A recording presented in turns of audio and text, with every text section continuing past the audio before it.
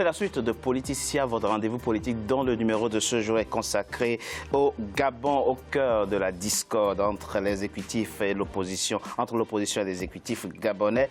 Il y a la question de la vacance du pouvoir. Alors, quand y a-t-il en règle générale vacance du pouvoir? Avant d'en parler avec vous, écoutons ce qu'en dit le politologue camerounais Mathias Onangini. Non, la vacance du pouvoir est une situation qui est définie par la loi fondamentale d'un pays. Généralement, les conditions expresses de la vacance ne sont pas mentionnées. Et de toutes les manières, pour que la vacance puisse valoir, il est essentiel qu'elle soit déclarée. Il y a donc un élément substantiel, mais l'élément substantiel qui est matériel ne suffit pas.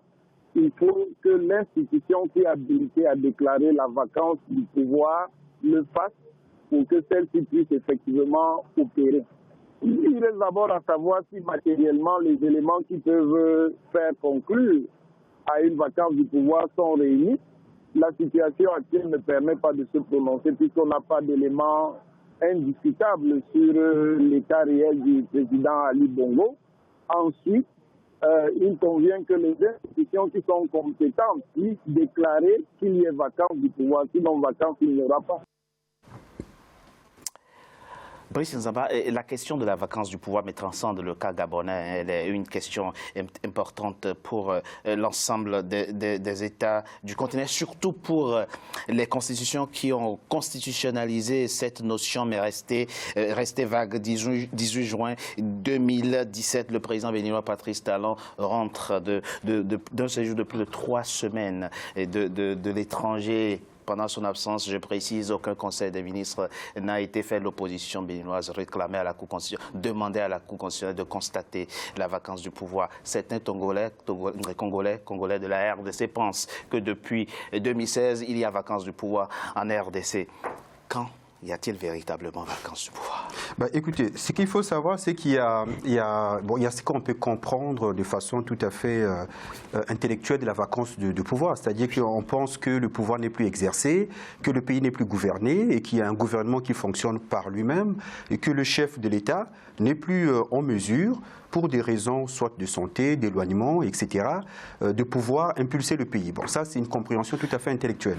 Maintenant, ce qu'il faudrait voir au niveau constitutionnel, c'est que chaque constitution de chaque pays prévoit les cas de vacances. C'est-à-dire que ce n'est pas une personne outre dans le la décès, rue. Outre les cas de décès. Voilà. Non, mais parce que ça, c'est l'empêchement définitif. C'est-à-dire que quand on parle de décès, il y a un empêchement définitif. Donc le pouvoir, aussi longtemps que le pouvoir n'est pas dévolu, c'est-à-dire qu'il n'y a personne qui reprend le flambeau, qui a été désigné par les voies prévues par la Constitution, c'est-à-dire si c'est dans des pays comme les nôtres qui se disent maintenant démocratiques, aussi longtemps que il n'y a pas une élection qui a élu quelqu'un qui a prêté serment, il y a vacance de pouvoir en fait, en ce moment-là.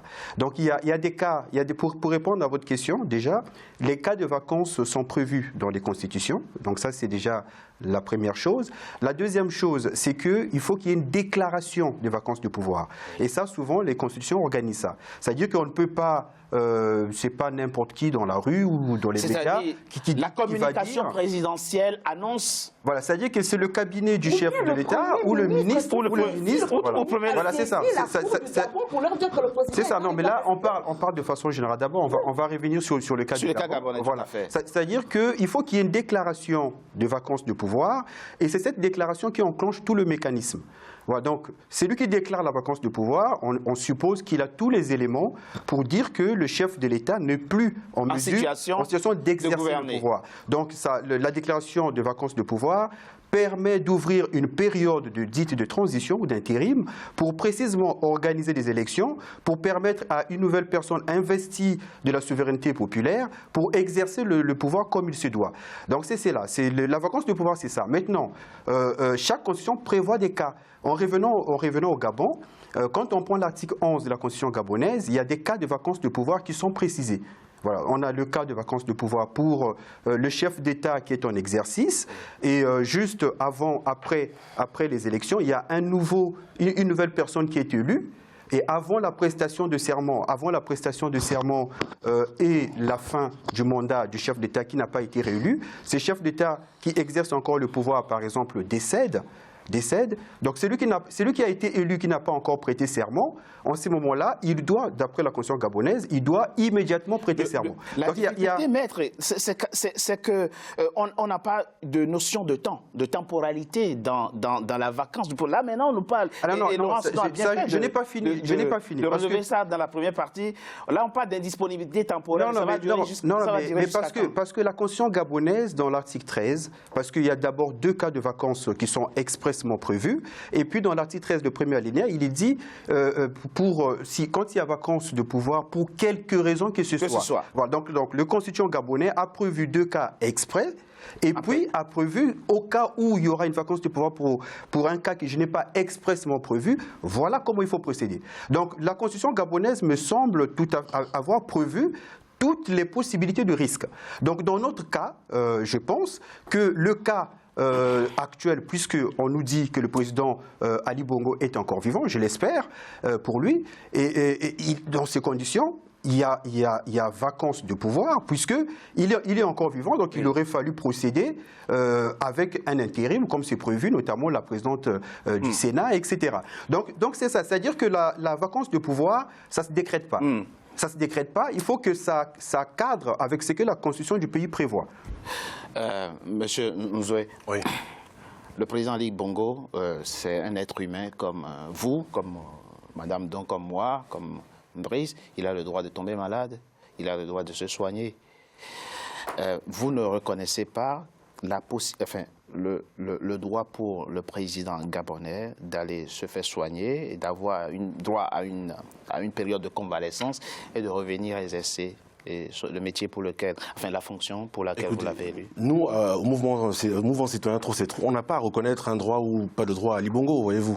Nous n'avons pas de droit de faire. Dès lors qu'il est malade pour quelques semaines, il faut que... déjà, nous sommes ravis d'apprendre sur votre plateau, grâce à vous, et on vous en remercie, de savoir qu'il a quitté le Gabon et se faire soigner parce qu'il était malade. C'est pas ce que son porte-parole a annoncé au Gabonais. Il a dit qu'il est hospitalisé au Gabon, mais vous savez, comme moi, qu'il était à Riyad pour autre chose. Voilà, exactement. Et son porte-parole... la maladie n'avait-il pas Exactement, et c'est pour ça que c'est important, lorsqu'on est au pouvoir, de se rappeler qu'on est des êtres humains. Son porte-parole, le porte-parole de la présidence, est venu dire aux Gabonais, toute honte bu, que leur président de la République était en bonne santé, qu'il avait eu un coup de fatigue passagère.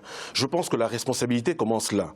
Et permettez-moi de revenir sur ce qui a été dit, parce que nous n'avons pas eu l'occasion de répondre. Vous savez, pour le premier succès de cette dame, c'est de réussir à faire ce qu'elle fait aujourd'hui, la présidente de la Cour. Oui, nous parlons d'autre chose alors que le problème fondamental est là. Il faut respecter la Constitution sur laquelle nous nous sommes mis tous ensemble d'accord pour vivre ensemble. Que dit la Constitution? La Constitution dit qu'il n'y a que 2 moyens. Oui. Qu'il n'y a que 2 moyens. C'est au titre 12 de la révision de la Constitution. 2 moyens qui permettent donc de la revoir, de la modifier, puisqu'elle est calquée sur le modèle français. Et dans le modèle français, vous la retrouvez à l'article 89. Au Gabon aussi, on dit qu'il y a la voie référendaire, donc la consultation directe des populations, ou la voie parlementaire qui est une consultation indirecte. Oui. À partir du moment où la loi dit cela, pourquoi allons-nous ergoter sur ce qu'elle pense qu'elle pourrait rajouter? C'est le problème que nous avons. Ils sont 9 à la Quand je dis elle seule, c'est parce qu'elle incarne finalement. Et c'est son fait. C'est son fait, vous me tendez une perche. Parce que ce que nous condamnons, nous, du côté du peuple, qui ne sommes pas des spécialistes de la Constitution, c'est cette personnification, justement, des institutions gabonaises. Voilà où on en est. Moi, j'ai envie de vous dire, parce que nous sommes suivis par nos compatriotes, que cette dame, c'est pas la première fois, elle n'en est pas à son coup d'essai. Le bien nommé Feu Amo, paix à son âme, l'a surnommé la tour de Pise, pour sa propension à toujours penser du même côté. Moi, je la surnomme un incroyable talent. Parce que quand même, il faut rappeler aux Gabonaises et aux Gabonais que la même loi dont nous devrions parler, plutôt que de parler sur ses sentiments personnels à elle, la même loi prévoit que le mandat qu'elle occupe, elle et tous les autres membres, tous ses 8 complices, c'est un mandat de 7 ans renouvelable une fois. Je vous permets, je vous laisse aller vérifier, elle est en poste depuis 1991. Voilà les sujets dont nous devrions parler à notre humble avis, nous, le peuple. Parce que nous, le peuple, voyez-vous, on n'a pas d'ambition politique. On a juste envie de vivre dans notre pays en respectant les règles. Parce que, voyez-vous, le jour, et c'est une anecdote... Qu'est-ce qui explique cette cassure entre vous et cette institution? Mais il y a une crise de régime, avant de laisser la parole à ma grande sœur, il y a une crise de régime. Avant la crise institutionnelle. Nous ne nous reconnaissons plus dans ces gouvernants. Et ça, depuis longtemps. Depuis fort longtemps, parce que, voyez-vous, nous, on n'a jamais cru que pour une élection, il fallait aller jusqu'à tirer sur des gens. Parce que voyez-vous, on nous a dit que l'élection, le bulletin de vote était plus puissant que la balle du fusil. Alors nous sommes allés voter. Et à chaque crise post-électorale, c'est pour ça que j'ai demandé cet hommage, à chaque crise post-électorale au Gabon, il y a des morts. Et il y a des morts, et les mêmes restent au pouvoir, le confisquent pour leur intérêt à eux. Je vous dis, ça fait plus de 30 ans, enfin bientôt 30 ans, depuis 1991, que cette dame est là, sans discontinuer, sans jamais avoir changé. Est-ce qu'il n'y a pas d'autres juges compétents au Gabon qui pourraient faire ce métier? Mais qu'est-ce que ça a à voir avec le sujet que... Alors, sans oublier que... Une perche. Oui, ça a à voir c'est directement dirigé ça a à voir avec le sujet, parce que la question que vous posez, M. Togbé, oui. Vous posez une question, est-ce qu'Ali Bongo n'a pas le droit de tomber malade? Moi, j'ai envie de dire c'est de la diversion. Non, ce que je veux dire, notre problème aujourd'hui, la notion d'indisponibilité temporaire répond à cette question. Ali Bongo, il est malade, on le laisse se soigner et il reviendra reprendre les fonctions. C'était bien qu'il se considère comme un être humain. Heureusement, la maladie est là pour le lui rappeler. Ali Bongo est malade. D'accord, on suppose qu'il est malade, qu'il est encore en vie. Nous sommes dans les suppositions. Personne ne va lui interdire d'être malade. Personne ne commande ça. Et notre Constitution, comme l'a si bien expliqué Maître Nzamba, a prévu ce cas-là. La Constitution a prévu le cas où le président peut être malade, où il pourrait être indisponible temporairement. C'est ce que signifie le mot vacances. Madame Marie-Madeleine Bourontsou, elle est censée avoir un doctorat qu'elle a soutenu sous la direction de M. Charles Desbages, qui est d'ailleurs l'un de ses, j'ai envie de dire, colons qui passent son temps à modifier les constitutions africaines et qui se disent que les Africains sont certainement des moutons. On peut modifier leurs lois fondamentales, ils ne feront jamais rien. Mais cette fois, Marie-Madeleine nous aura sur son chemin. On ne va pas la laisser faire. Donc, qu'est-ce qui se passe? Ali Bongo est malade. Là n'est pas le problème. Le problème, c'est qu'est-ce qu'on fait quand le président de la République est malade? La Constitution l'avait prévu dans l'article 13. En cas de vacances, pour quelque cause que ce soit, ou d'empêchement définitif, la présidente du Sénat assure l'intérim. Et on dit bien que la vacance doit être constatée soit par le Premier ministre, soit par le Parlement. Et dans le cas échéant, c'est bien le Premier ministre qui a saisi cette dame pour lui dire que le président est indisponible. Donc, elle devait simplement déclencher l'article 13 de la Constitution. Mais Marie-Madeleine Bourontsou, aujourd'hui, elle se comporte en régente de la République. Parce qu'elle est là pour maintenir les intérêts des Bongos. Rappelons que cette femme est nommée... C'est comme ça que vous interprétez... C'est comme ça que vous interprétez l'ajout qui a été fait ce 14 novembre à l'article 13 de votre Constitution. Cette femme est là, pas parce qu'elle est simplement juge. Elle a été la maîtresse d'Omar Bongo toute sa vie. Privée. Avec qui elle a des enfants. Non, c'est pas sa vie privée. Le problème, c'est ça, c'est qu'au Gabon, la vie privée se mêle trop de la vie publique. Le Gabon est pris en otage par une caste familiale. Et dans cette caste familiale, Omar Bongo a été remplacé par son fils Ali. Et la maîtresse d'Omar Bongo, Marie-Madeleine Bourontsou, est là pour assurer la pérennité du système. Et on lui a fait comprendre que la Constitution, c'est elle. Parce qu'une constitution qui ne peut être modifiée que par voie référendaire, c'est-à-dire on consulte tout le peuple, ou par le Parlement réuni en congrès, donc les représentants du peuple, elle s'arroge, elle, avec ses 8 juges, le droit de la modifier, ils se considèrent comme étant au-dessus du peuple. Et ça, c'est un précédent qu'il faut absolument régler, parce que nous avons des problèmes de dictature, des problèmes de démocratie en Afrique. Vous imaginez, là, ça va créer une jurisprudence. Si toutes les cours constitutionnels d'Afrique se décident qu'à 2 à 3, ils peuvent s'enfermer et modifier une constitution, que deviennent les peuples africains? En tout cas, je déplore encore une fois l'absence à cette table des membres du PDG, le Parti démocratique gabonais, qui, pour certains, disent préférer prier à la maison pour le président qui est en convalescence en ce moment. On marque une courte pause, on se retrouve dans quelques instants pour la suite de notre émission. À tout de suite.